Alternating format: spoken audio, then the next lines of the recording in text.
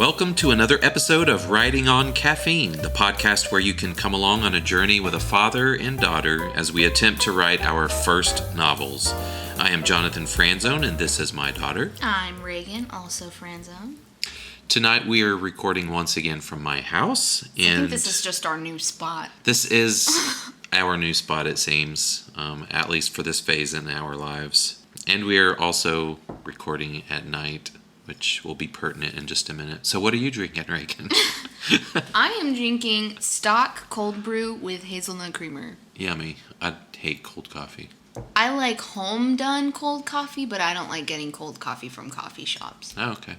I don't like it ever. That's fair. I'm drinking a little bourbon. This is my standby Wild Cheers. Turkey 101. Woo-woo. It is nighttime, but I have to stay up all night, so that's why I'm drinking coffee. Yeah. And right after this, I need to go to bed, so. That's why you're drinking. Also, my back's hurting, so hopefully it'll help me relax. So how's the writing coming? I haven't written since our last podcast. No, I actually did. I opened up, and I think I wrote about 100 words. Oh, good for you. Since the last podcast, while you guys were out of town. Excellent. Yeah. I haven't written anything for a very, very, very long time. We were talking about this earlier. I think what we need to do is just do like a whole intensive writing day. Yeah. I think that would be good. I think it would also be interesting to like kind of record like bursts of it. Yeah. Because I know like while we're writing together, a lot of the times we'll just like say random things out loud. And I think that might be kind of entertaining. Yeah, that could be fun. So maybe that's an idea. We'll keep that in mind for a future date.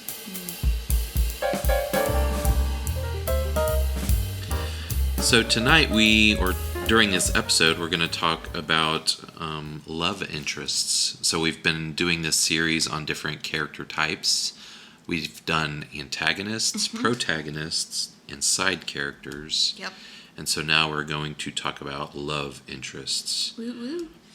And so, just like we've done with the other characters, we're just going to jump into a list that we've come up with of different character traits. And then we'll talk about interspersed, and at the end we'll talk about examples of them. Yep. So the first on the list, since this is a love interest, chemistry is very important. Chemistry with the protagonist. Yeah. So their interaction should be dynamic, believable, and evoke emotions in readers. Whether it's through tension, shared humor, deep emotional connection, or flirtation, this chemistry is fundamental. I agree with that statement. So just like in real life, you want your fictional characters to have chemistry. Right. Otherwise, it's very boring. It is very boring. Yes. Second one is shared history or experience. Love interests who have common experiences, memories, or backgrounds can deepen their bond. This shared element can serve as a foundation for their relationship or introduce unique points of conflict. So it could be like shared trauma. Yeah, shared trauma is very common. Yeah, very common. Same experience like, oh, we both ended up at wizard school. Look at us. Like, you know. Right. Yeah, absolutely. And I feel like a lot of these characteristics, as we go down the list, are just kind of bundled into the first one, chemistry. Yeah. So all of these things make the chemistry happen. Yeah, these are like sub-points under chemistry. Yeah. So the next one is contrast. So differences in personality, values, lifestyle, or background can create a magnetic pull between characters, like the song goes, opposites attract. So this dynamic can spark interest and tension. If you have characters that are exactly the same, it's kind of boring. Yeah. Because there's no anything for them to discuss. Right. You know, they just agree. Yeah, and often in real life, romantic interests are opposites. So even in my personal life, my wife is quite opposite of me. Though, interestingly, the longer you are married, the closer you get to one another. So when we first married, my wife was very extroverted, and I was extremely introverted. And as we've gone on, we've been married 27 years, I am more extroverted than I was, and she is more introverted than she was. So we're kind of meeting in the middle somehow. We love that. Yeah. Yeah, the next one we have is relatability. So the love interest should resonate with aspects of real life experiences or desires, giving readers a reason to root for the relationship. Yeah, so you don't want, a lot of times in cheaper novels, you'll have a love interest that is very flat. Yeah. So it's just a love interest to have a love interest, but there's no thought behind the character. Like a very ditzy female character that's a love interest that has no depth. She is basically a robot. Right. Just for the hero to have someone in his life. That's not good. No. So the next one is mystery or elusiveness. A sense of unexplained depth or intrigue can pull both the protagonist and the reader in. This doesn't necessitate a secret life, but an aura of mystery can be enticing. Yeah, that's true. If there's something for the readers and the main characters to figure out about each other throughout the book, it's definitely a lot more interesting. And you feel like you get more depth to the character that way. Yeah, absolutely. And something that keeps the reader guessing and like trying to figure it out is going to keep them more engaged. Right. With the relationship. The next one is agency in the relationship. While the love interest should have their own motivations and goals, their active choices and decisions within the romantic context are vital. They should not be a mere passive participant. I can't read. A passive participant in the romance. I feel like a lot of times in books where there is a romance, it's a subplot, but it's also related to the main plot. And I've read books where the romance just exists and it isn't part of the plot. There's nothing changing. There's no arc. Yeah. And the two characters that are together tend to act as one character. Right. Instead of two. Yeah. Which is boring. And, a love interest should have, they're an autonomous being, or they should be. Mm-hmm. And so their actions, their emotions should cause a change in something. Right. And if you can work that into the plot, I think it's even better. Right. Like whatever the main conflict is of your book. And it could be, if you're writing romance, the relationship is the conflict. So obviously you'd want them to have agency in that situation. Right. Next, flaws in the romantic context. Imperfections that affect the romance can heighten reader engagement. For instance, a love interest's fear of commitment or difficulty with vulnerability can introduce relatable challenges to the relationship. Yeah, a lot of people struggle with that in real life. Yeah, so. We're all flawed. And as such, our relationships are generally flawed. Yeah, until Jesus comes back. Yes, amen, sister. Or daughter. Works either way. Right. Next one, loyalty and reliability. Demonstrating loyalty, especially in critical romantic moments or tests of the relationship, can endear the love interest to the reader. Or, inversely, make you absolutely hate them if they're not reliable. Right, Like, sometimes the conflict is the main character has picked a love interest that is so unreliable, so terrible and ridiculous. You're like, what is wrong with you? Why? Why? Yeah. Why are you doing this to yourself? Absolutely. Passion or ambition that affects the romance. So a clear passion or ambition can add depth to their character, especially if it directly impacts the romance. For example, a love interest might prioritize a career opportunity over the relationship, creating tension. Big no-no. So you want your love interest, who is a side character, you want them to have their own passions and goals and dreams. And that will, or it should have an impact on the relationship. 10 is physical attraction.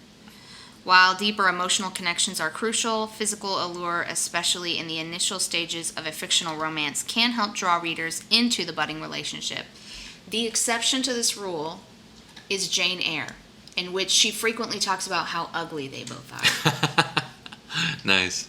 Which I think is hilarious. So. Right. Yeah. But I guess they can be attracted to each other even though they're both ugly. Yeah. I guess another exception would be the Hunchback of Notre Dame. Yeah. He actually doesn't get the girl, though, so.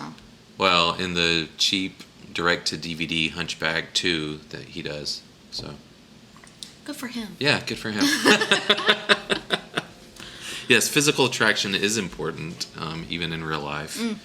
And as Doug Wilson has often said, all things being the same, pick the pretty one. Yeah. Or the handsome one. It's Depending. valid. Real valid. Right. Okay, next, conflict and resolution within the romance. Challenges that specifically test the romantic bond, followed by resolutions, can create a roller coaster of emotions, engaging readers deeply. Yeah, that's true. I feel like this one can be overdone a bit. It can. Mm-hmm. Like on again, off again type things where it's just infuriating. Yeah, we don't want to Ross and Rachel the situation. We were on a break. We were on a break. Right. Yeah, let's not do that. And our last one is empathy and understanding towards the protagonist. Beyond general empathy, a love interest's ability to uniquely understand, empathize with, and support the protagonist in romantic context can solidify their bond. Right. So just as in life, all of these are applicable in real life. So you want an empathetic person that can understand you and at least sympathize with what you're going through. Mm-hmm. That's just part of good relationships. Yeah. All right. You want to do some examples? Yeah, let's do it. All right, so the first one I have is from Lord of the Rings. So there aren't many love interests in the Lord of the Rings, especially the books. I know the movies, they kind of try and sneak some Gandalf romance in Yeah, there. they have to do the Hollywood thing in the movies, especially the Hobbit trilogy, which is an abomination. That's fair. But the Lord of the Rings has Aragorn and Arwen. Arwen is the love interest. So Aragorn is the king, or the heir apparent, and he is a human, whereas Arwen is the daughter of Elrond. She's an elf. Yep. And in the Lord of the Rings world, they're immortal. So Arwen is immortal, and Aragorn is not. Right. So right off the bat, you have some contrast there. And that's actually one of the things that Elrond, her father, talks to her about when she's considering staying, because all the elves are going into the land beyond the sea, wherever that is. And so he's trying to convince her to go with them, because he says that if you stay behind with this man, he's going to grow old and you're not. Yeah. And you're going to basically watch him die. Yes. And that's a horrible life. Right. So the good thing about this is it causes a conflict, not between the relationship, not in between the relationship, because they're never having like a scene where she's like, well, should I stay or should I go? And he's like, well, you should stay with me. And then, if this was like a modern thing, she'd be like, oh, so you want me to die? You want me to just give up all my immortality for you? Right, you think you're worth that? They don't do that. She makes the decision on her own. But it makes their connection stronger because she's willing to sacrifice so much for him. Right. So it makes it more powerful, I think. I think it's also cool because Aragorn brings in the Age of Men, basically. And the old Middle Earth, there's, these hobbits and elves and orcs and whatever. But at the end of it all, it's wrapping up. They've defeated the Black Tower, and all the elves are leaving, and the hobbits are kind of disappearing into nothingness. So you just have men. And so here the king, Aragorn, has as a wife this immortal elf princess, basically. And so it's kind of fitting. Yeah. All right, next. Next we have Harry Potter. Harry Potter. So there are a couple romantic situations in Harry Potter. There are, yes. Harry and Ginny, which, by the way, you spelled that wrong. Did I spell it wrong? It's Ginny. Who spells it like that? That's weird. J.K. Rowling. Those Brits. Harry and Ginny. And then before that, we have Harry and Cho. Right. Cho Chang. And then Ron and Hermione, obviously. Yes. Also, there is a large Draco and Hermione movement in the Harry Potter world.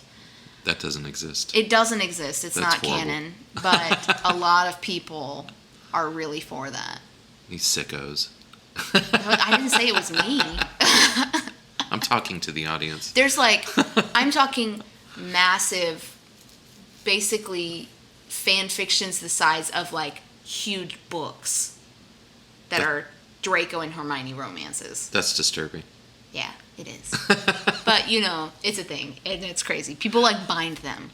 1,000-page books. That's crazy. Mm-hmm. Don't do that. Yeah, I'm not going to. Don't worry.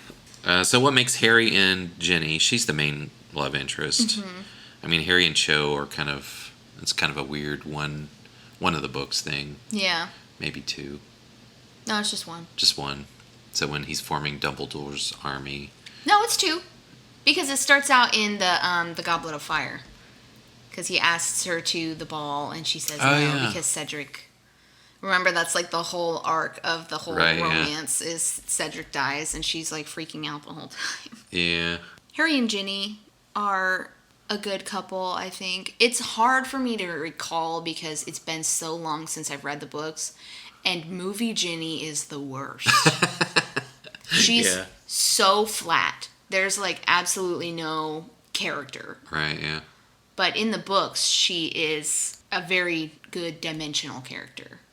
Yeah, it's kind of interesting because she's a bit younger. She's several years younger than Harry. Just a year younger. Just a year. And so she looks up to him because he's Harry Potter, the chosen one. Mm-hmm. And so she has this infatuation with him for the longest time. Right. That is unanswered. Another one of the different, or I guess a similarity really, is they're both really good with magic. So Jenny's just extremely powerful in her spell casting, and so is Harry. They're both good at Quidditch. Yeah, they're both very good at Quidditch. I guess the difference would be she grew up in the magic world and he did not. But that's the same with him and anybody else in there.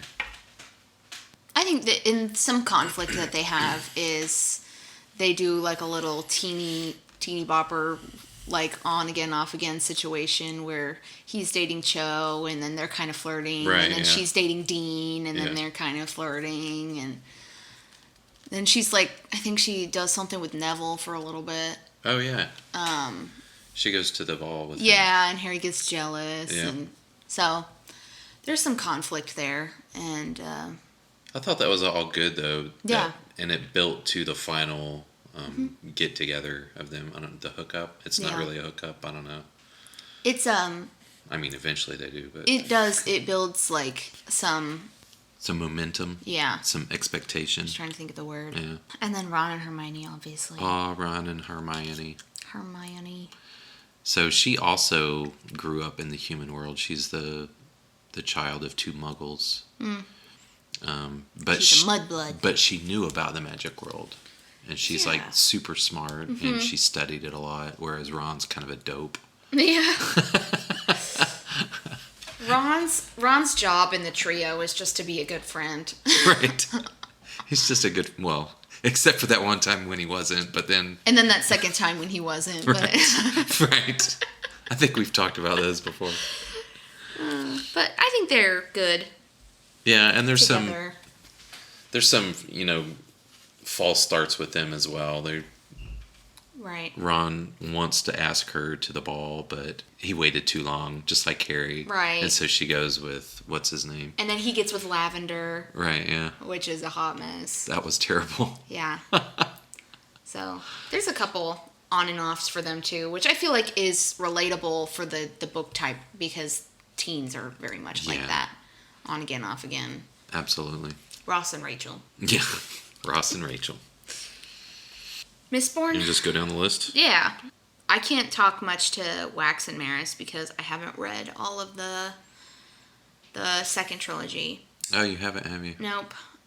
Spoiler alert. It's okay. I kind of figured, after reading the first one. Yeah. I feel like it was kind of that's probably going to happen. So I don't know very much about that one, but I do know about Vin and Elend. So you want to talk about Wax and Maris first? Yeah, so... He's quite a bit older. Oh, it's not Maris. It's, Steris is her name. Yeah, there you go. Sorry, I wrote it down wrong. I was thinking Marisi and Steris, and they combined into a single woman. So yeah, Wax is this, law keeper from the outskirts. He's like a cowboy. Mm-hmm. And he gets shoved into this nobility role, and his house is failing, but he needs money. Right. And so there's an arrangement between him and this woman, Steris, who her family has lots of money. He's a bender, so he can use the magic in this world, and she is not, so she can't. And initially, he doesn't like her at all. Yeah. Like, she's a terrible fit because she's only interested in this relationship because of the pragmatic benefit to her. Right. She like writes out a whole contract for them. Exactly. And she even has provisions in there for him to have affairs Right. and different things. It's like, what is this? No, what's happening? You're right. And there is quite an age gap there, isn't there? There is an age gap. He's like older and she's younger. But she's very high society. Mm-hmm. He's very low society. He's kind of blue collar. So a conflict there is that he's getting over the death of his wife. Right. When they first get together. Yeah, so he doesn't want a relationship at all, and I guess they have that in common to begin with because she doesn't either. Mm-hmm. She just wants the arrangement. Right. But interestingly, their opposites do end up working together. So later they actually do get together and get married. I love that. And the thing that really binds them together is her organization abilities and her knowledge of high society. Mm-hmm. Because he's a senator or a congressman or something. He has to go to all these things, but he hates that. Yeah. He doesn't like it at all, but she loves it. Mm-hmm. She loves politics. She loves organizing things. So she's basically like the smart woman behind this political figure, and she's actually providing him with all the information that he needs. Mm. And then he's just the protective, gunslinger who goes out and shoots the bad guy. Right. Yeah. And they kind of go back and forth, and he has to learn some of her ways, but then she also has to get used to the danger. And so one of the ways she copes with that is she creates all of these lists for contingencies whenever she goes with him. She's like, this is in case, I get abducted, and this is in case. And so she has lists for everything. Anything you can imagine going wrong, she has a list for. Yeah. And so she's always extremely prepared. And there's a few times when something happens that she isn't on the list. She did not make a list for, and so she has to deal with that. Yeah. But in the beginning, she has I think it's a half sister or a cousin, Marisai, who in the first book you kind of want her to be the love interest, right? Yeah. Because she's more like Wax. She's a bender. Mm-hmm. She's kind of rejected because she's a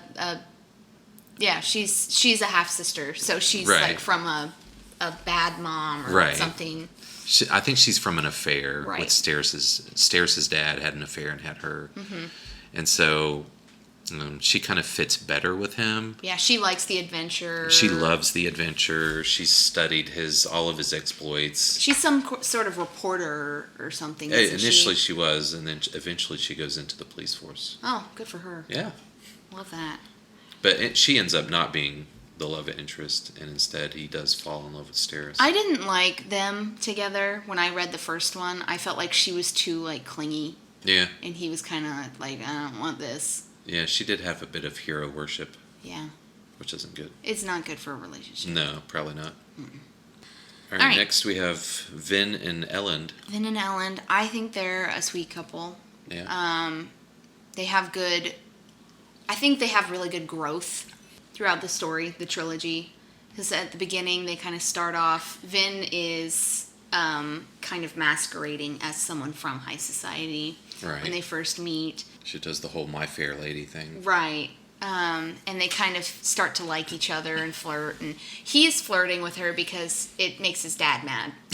Right. And she's almost not flirting with him, trying to get him to leave her alone. But then they end up kind of flirting anyway. And you know how kids are. So they kind of do that situation. And then towards the end of the first book, I think they finally commit to each other. Right. And then throughout the series, I think it's the second book that they get married. Spoiler alert. If you haven't read the Mistborn trilogies, sorry. Yeah. We just need to put spoiler warnings at the beginning of every single podcast. They've been out for a while. Yeah. So if you haven't read them yet, that's on you.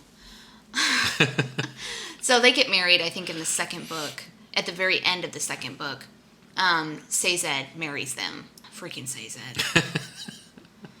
Ugh, you can't see me, but I'm rolling my eyes. I think that at the beginning, they their chemistry is sort of, Vin is very protective over him because he's, in the second book, he's taken up basically being the king. Right. And she's protecting him because everybody's trying to assassinate him. Right, yeah. And take him off the throne. And she's a Mistborn, so she's extremely powerful. Right. She is very, like, scrappy and she's a ska, so she's from the streets. And then he's very highborn. He's never done any fighting. He's all into politics and writing law, and so he's kind of soft. Then I think it's the third book where he becomes Mistborn. Yeah. Which, like, causes a huge, like, power shift. Right, yeah. Because he's more powerful than she is. Yep. And he has no idea how to control himself. Yeah. Like, how to use his powers or anything. But with great power comes great responsibility. yeah. And I like that. I think in the third book, what I really like about them is that, they're married, they love each other, and they feel comfortable going off and doing separate things. Yeah. Because they do split up for a majority of the third book. Yeah. They're doing separate things, and they trust each other, which I think is really good for, like, a written romance. Yeah. Because a lot of the time, like, it's like, oh, is he cheating on me? Oh, what's he doing while he's away from me? Yeah, it's refreshing to not have that. There's a lot of pining nowadays when they Yeah. write romance, and it's a little disgusting. So, Grow up. right, be a grown up. Come on now, we're in a war. But they do a lot of growth apart, and then, really big spoiler alert, they die at the end. And then they die. Which is really depressing. I was so upset. Freaking Sazed, man. Say Zed, man. Sazed's fault. Anyway, I think they're a good...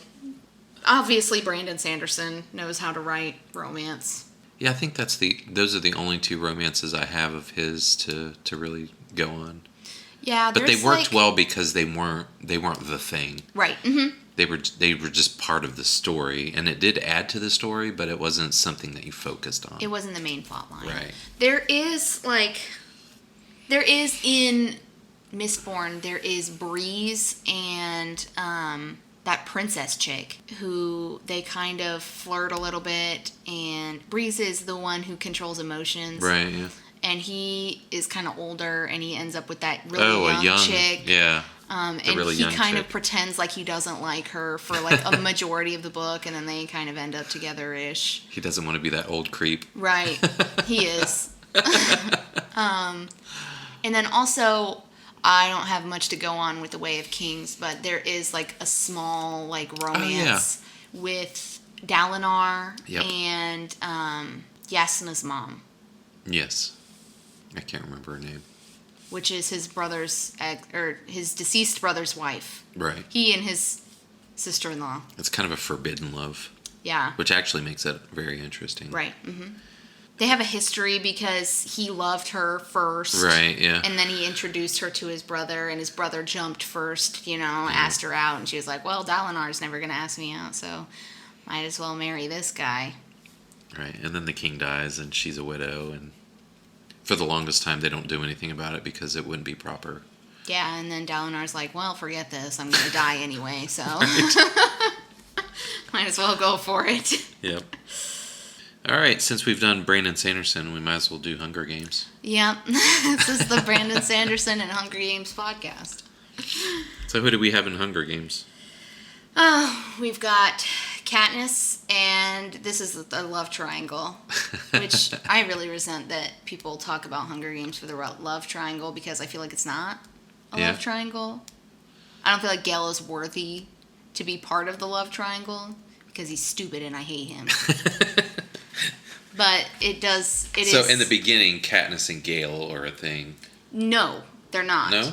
They're friends, and he likes her, but she doesn't really realize that she likes him. Oh, okay. So they're just kind of buddies. So she goes off into the games with him loving her. Right. But her not reciprocating. Exactly. And then she gets stuck with PETA in there. Yeah, and then she's like, oh, well, I kind of feel like this about Gale. Wait a minute. So when she's stuck with PETA, then she starts thinking about Gale. She starts thinking about Gale. Oh, that's funny. in the first book. And so she's pretending to be romantic with Peta so she doesn't die. Right, yeah. And then she's thinking about Gale.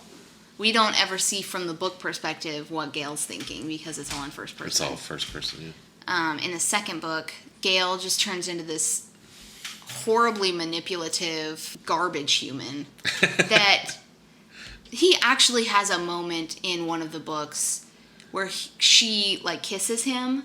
Right. And he says, I knew you'd do that because you always want to make me feel better when I'm sad. Which is the worst. So he, like, tells her that he knows how to manipulate her into doing what he wants her to do. Yeah. He's so jealous of the fact that she pretended to be with Peta that he can't, like, calm down. Right. And just not be stupid. So what do you think Gale's problem is? He's not genuine, or? I think, yes. So in the context of their romance, the problem with Gale is he is manipulative. He basically is competing with Peta. What he wants is to win. And he does, I think, love her, but he just doesn't love her the right way. Yeah. He loves her possessively. Right. And not for who she is. When she changes after she's been through trauma, he doesn't accept that. He wants her to be the way that she was before. So he's self-centered. Yes. In his love of her. Yeah. Also, he kills her sister, so... That's rude. Yeah. That's not the way to win a woman's heart. Exactly. And then Peta, what do you think about him and Katniss? We love Peta. We love Peta. We love Peta. Peta accepts Katniss for who she is. He grows with her. He gives her space. He's just very accepting, and I think he just does... He shared trauma. Right. Right. They're in the games together. They have massively shared trauma. And then, distance makes the heart grow fonder. Peta gets kidnapped by the Capitol, and he's being tortured. And so all she's thinking about is him. And there's actually a point in the third book where Gale says, as soon as I knew that he was left behind in the Capitol, I knew I wasn't going to win. And I'm like, boy. He says this to Katniss. He says it to her. And Katniss is like, I miss Peta. Like, in her head. She's, like, not even thinking about what he's saying.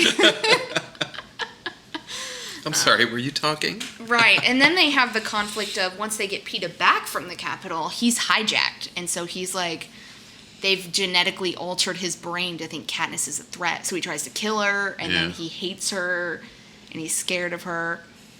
And she helps him work through it, and they end up together in the end, which is beautiful. Lovely. Yeah, that's a great story. I love it. All right, the next one you'll probably have to talk about too, because I have never read this book, but I have Elizabeth Bennet and Mr. Darcy. Mr. Darcy. So they come from two different societal levels, right? So Mr. Darcy is rich, and he's very introverted. Right. Awkward. He doesn't plan on finding romance. Elizabeth also does not plan on finding romance. She's kind of one of those, like, free-spirited, I'm going to run around in a field without shoes on kind of girl. She gives a lot of, like, Jo from Little Women vibes. Right. So they're poor. Their family doesn't have any sons, so their property is at risk of being given to somebody else because they have no one to inherit it. Right. And so, actually, in the beginning of the book, they try and marry one of the daughters off to their cousin so that the house stays in the family. Gross. And their cousin is like this super weird, like, autistic, awkward guy who's a pastor, and all he does is talk about his, like, the lady who sponsors him, Lady Catherine de Bourgh, and she ends up being Mr. Darcy's aunt, which is kind of funny, but... a lot of the tension in Pride and Prejudice is, like, quick-witted, kind of under-the-table fighting. Right. Not, like, blatant arguing or anything like that. It's just kind of, like, backhanded. It's very sophisticated fighting. Right. So, the Pride and Prejudice, so Elizabeth is prejudiced. Okay. And Mr. Darcy is proud. Okay. His pride is wounded at the beginning because Elizabeth overhears him saying that she's not handsome enough to tempt him. And she throws it back in his face when... Are you saying I'm ugly? Right, so his friend, Mr. Bingley, says, Jane is beautiful, which is her sister. And he said, but Elizabeth, her second sister, is also beautiful. And Mr. Darcy says, perhaps, but she's not handsome enough to tempt me. And then later on in that party that they're at where they all meet, he asks, what they're talking about poems. And Elizabeth says, poems are how you kill a young relationship really quickly. And he says, well, how do you suggest one encourage, young affection? And she said, dancing, even if one's partner is barely tolerable. So, he knows that she's overheard what he said. Right. And he's got wounded pride. And there's a whole situation. And anyway, it ends up, he proposes to her in the worst way possible.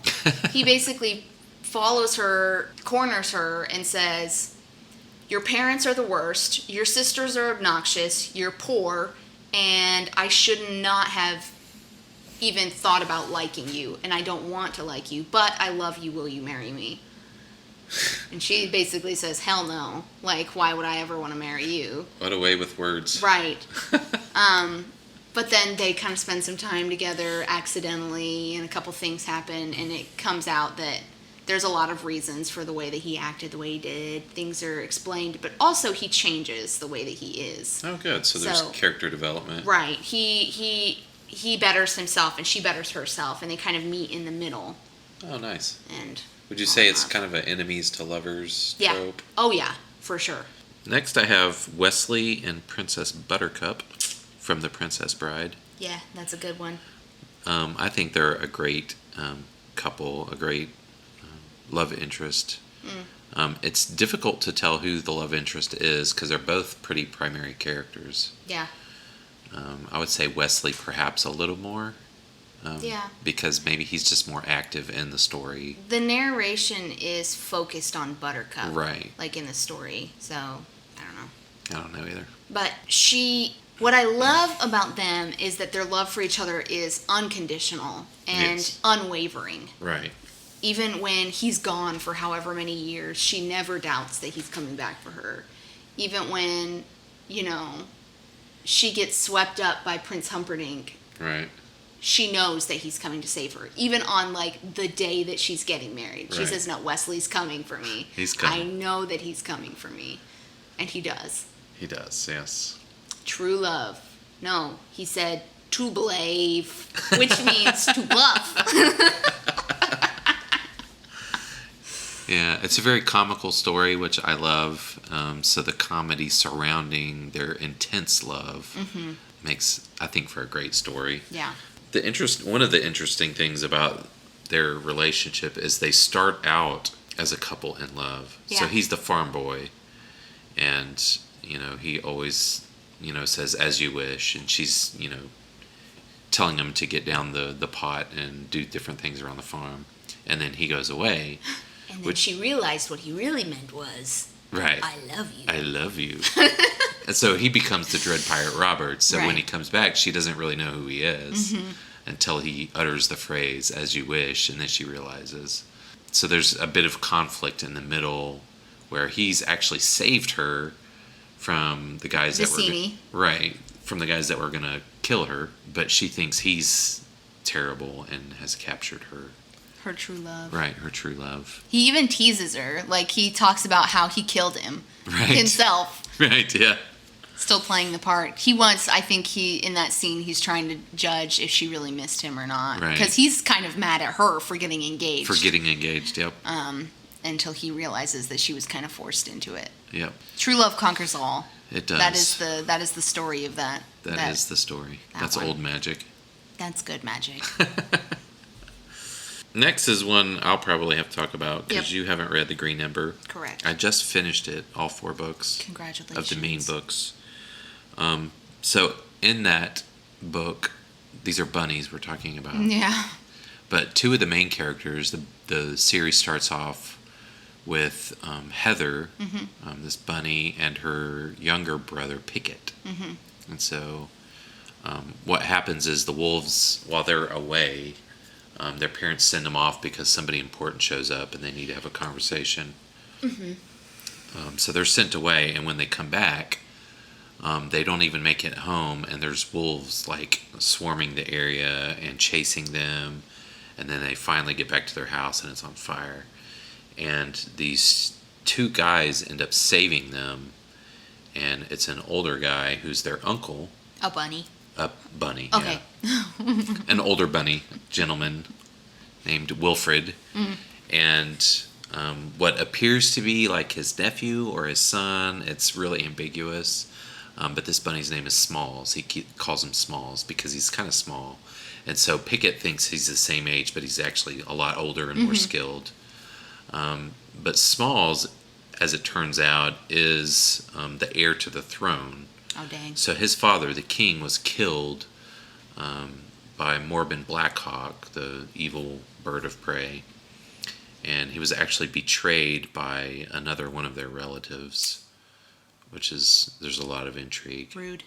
But anyway, Heather, this bunny one of the bunnies that Smalls rescues, they have this long-running relationship through the whole thing, and they don't finally become a couple until the very last book.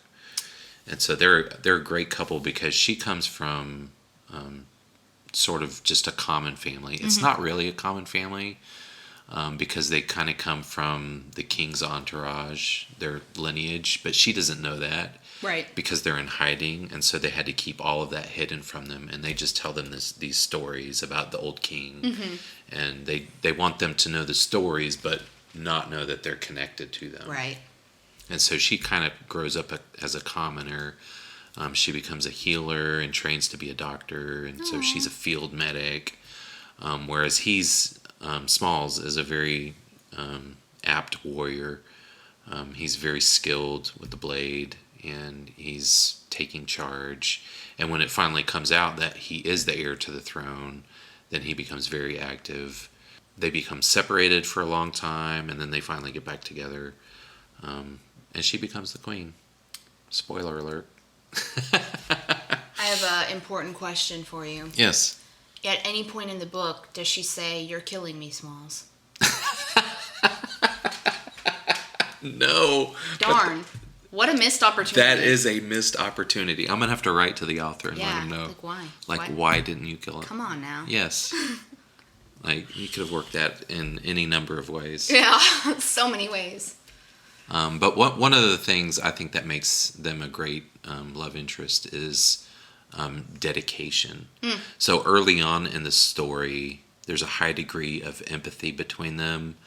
They have great chemistry, and they both know that they're in the middle of the war, and they can't really have a relationship. They don't have that luxury, and especially him, he knows that he doesn't have that luxury because he has to reclaim the kingdom. Right. And there's a lot riding on what he does. And so it's kind of this tense thing that's in the background that builds throughout the whole story, but it never comes to fruition until later. Through it all, even as they're just on the surface really friends, you can tell that Heather really loves him, and she dreams of being the queen someday. Aww. And you can tell he really loves her, and he goes above and beyond to protect her and make sure she's cared for. So you can tell that they have a great love for one another, even though they can't see that love until the last book. So next we have another couple or triangle that you'll have to talk about because I've never observed this phenomenon. Well, that is soon you will. Hopefully not. So Twilight. Yeah, Twilight has a love triangle. This is a love triangle. It's a legitimate love triangle. Legitimate love triangle. And this is between Jacob and Edward and Bella. Bella, who just stares at the camera, I've heard. Yeah, she the Twilight love story is so terrible. Literally the worst. She is so ridiculous. She's pining after Edward all the time. After she's known him for literally 2 days. She's 2 days, huh? Pining after this guy. She finds out he's a vampire. She's not scared. She's 16. Oh, wow. She's like a baby. Yeah. And it's ridiculous. Anyway, her, and, Edward's like 200 years old, Wow. which is gross. That's pedophilia, dude. Yeah. But I guess it doesn't count since he's been 17 for a long time. Because he doesn't age. He doesn't age. That's actually a line from the movie. She's like, "How old are you?" He says, 17. And she says, "How long have you been 17?" And he says, "A while."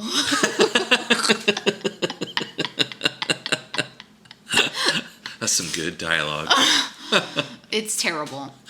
So anyway, Edward is in love with Bella because her blood smells good. Oh, gosh. Not her perfume. No, her blood. he wants to eat her at the beginning. Oh, goodness. And then he falls in love with her. Because even though she's literally just like a blob, she just sits there and does nothing.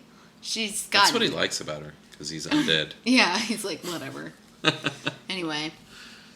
So she's in love with Edward. Edward's in love with Bella. Edward's scared he's going to hurt Bella because he's afraid he's just going to like spontaneously eat her or something.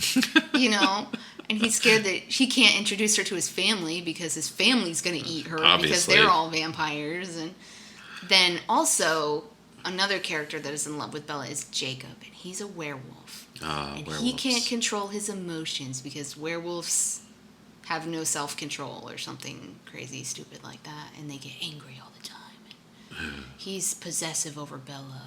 Anyway, Edward and Bella end up getting married and make a freaky half undead baby.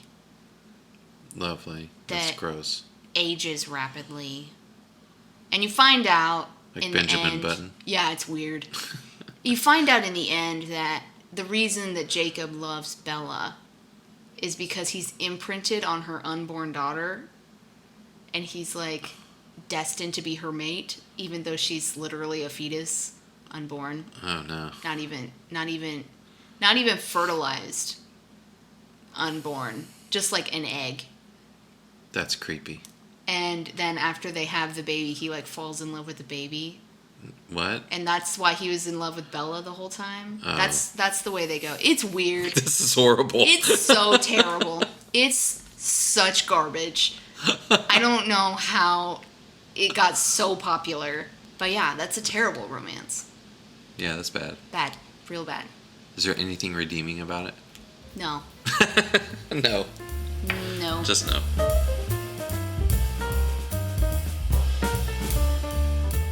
So what books are you reading, or have you recently finished? So I've been on a reading Binge? binge. There you go. I was looking for Good. the word. I finished reading a book called Silver in the Bone, which was an Arthurian modern fantasy. Mm-hmm. It was all right. 3 stars. Wow. That's pretty bad for you. I finished a book called Grave Mercy by Robin LaFevers. Fevers? I don't know how to say that. It's like a Death Nun Assassins. Love the Death Nun Assassins. That's great. Yeah, it was okay. That sounds like a book that was written on a dare. Yeah, 4 stars. 4 stars. Okay. Then I also read The Voyage of the Dawn Treader, The Silver Chair, and The Last Battle by C.S. Lewis. You're just powering through those. Yeah, so I'm done with the Narnia books. That's great. I gotta finish the Ransom trilogy. Yes. Love that. So, I am currently reading, I'm on my Goodreads here. Currently reading a book called Onyx and Ivory, which is one I just have on my shelf. I don't know where it came from, honestly. At this point, I don't even know where they're coming from. They just show up. And They just show up. The Book Fairy. Right. By Mindy Arnett. I'm not a huge fan so far. Oh, yeah? I'm not very interested. Okay. I don't even know how to explain it. It's like magic, castle times, sort of medieval-ish situations, but they're progressing. They've got like guns. But then at nighttime, these like dragons come out of the ground and eat people. But then, oh no, like they're here in the daytime. And Okay. she's got magic that's like not allowed, so she can talk to animals. And if you have it, then you die. I don't know why. They kill you. I'm not really quite understanding the story, obviously.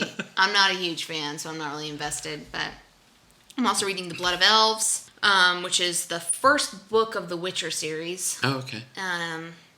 Elantris by Brandon Sanderson. That was a great one. I like that. I'm both reading it physically and listening to the dramatized audiobook. Movies for your mind. Exactly. The Hobbit. I think that's all right now. So I've got The Hobbit as well, that we're doing together, which I haven't actually read in a long time. Yeah. Ayn Rand's Atlas Shrugged also, which I'm hoping to finish this year. I haven't read it in a while. Mm-hmm. As I mentioned earlier, I finished the Green Ember series, so Ember's End. That was the fourth and final book. So I finished that series. It was so good. So I'm planning on getting the hard copies, the hardcover books, and reading them to the littles when they get a bit older. Oh, good. So I think they'll love those stories. Mm-hmm. They're really good. And I also... I was looking for something to listen to, and I remembered a story that we talked about, I think when we were doing Magic Systems, called The Warded Man, by Brett somebody. Yeah. Can't remember his name. So I started listening to that audiobook again, and I'm loving it. It's really good the second time around. I'm remembering a lot of it that I'd forgotten. Yeah. And it's really good. It's also the graphic audio version, so it's dramatized. I'm actually having a hard time with the dramatized. Really? Because there's music playing in the background. Yeah, and sound effects. I can't hear what they're saying. I think the Elantris one is particularly bad on that front. I need subtitles. Yeah. Obviously, which would be holding the book. Can you tone down the music, please? Holding the book in front of my face is the subtitles. I can't watch movies without subtitles anyway, so. Right. Not all of the graphic audiobooks are that way. Some of them are, but the one I'm listening to now isn't. So mainly it's just like the narration and the dialogue. Yeah. And then they intersperse sound effects in there. And then the music comes in kind of in transition, which I think they did a lot better with that book. One thing I don't like about the dramatized books is instead of saying, so-and-so said... So-and-so said, they just do the voices, and I can't differentiate the voices. Really? I'm like, that's a man voice. Who's talking? Wow. That's a girl voice. Who's talking? I'm confused. That's funny. I'm like, where's the said? Where's the dialogue tags? Yeah. Yeah, I guess I could see that being a problem. In the Worded Man version that I'm listening to, they do it really well. The main character, Arland, is a boy, and they gave him the most redneck accent you could ever ask for. I love that. Which I love. It's great in a fantasy novel. It's like, this dude sounds like he's from, I don't know, Lower Alabama, which is great. Yeah. And then there's a chick in there with, I don't know, it's probably an Irish accent or something. They've got a whole slew of different accents and voices, so I think it works really well.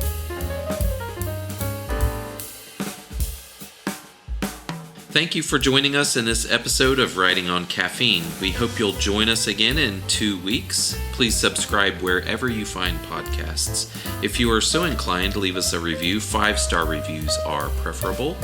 And be sure to visit the website writingoncaffeine.com, where you can view the show notes and subscribe to our email list so that you never miss an episode. Bye! Bye-bye!